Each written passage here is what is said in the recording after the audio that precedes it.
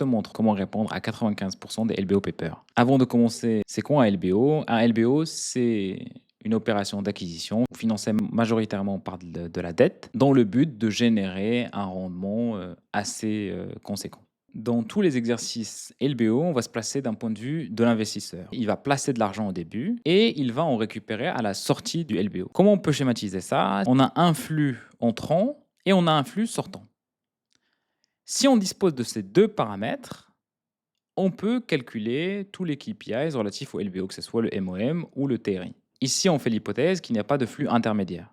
Se pose la question, comment calculer le flux entrant et le flux sortant? Pour le flux entrant, c'est souvent la partie la plus simple, parce que le flux entrant, c'est dans la majorité des cas l'equity value de la société cible. Et l'equity value de la société cible, c'est l'EV moins le bridge. L'EV, soit il est donné, soit on va vous donner l'EBITDA et un multiple, vous aurez l'EV. Et le bridge, c'est souvent juste de la dette nette, donc on va vous donner la dette et le cash. Donc EV moins le bridge. Pour le flux sortant, c'est là où il y a le plus de calculs. On aura le flux sortant qui va être l'EV de sortie moins le bridge.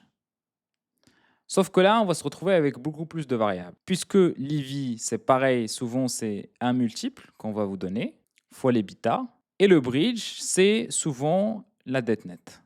Le multiple, souvent on va vous le donner, ça sera la formulation, on fait une sortie, on fait l'hypothèse d'une sortie à isomultiple ou on fait l'hypothèse d'un incrément d'un tour au niveau du multiple. Pour l'EBITDA, c'est là où il faudra faire le BP.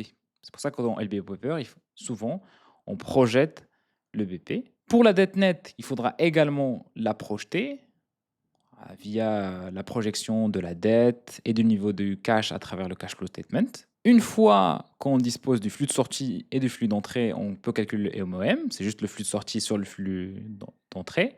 Dans ce cas-là, où il n'y a pas de flux intermédiaire. Pour le TRI, on peut le calculer. Ça sera juste une formule mathématique qui va découler du MOM.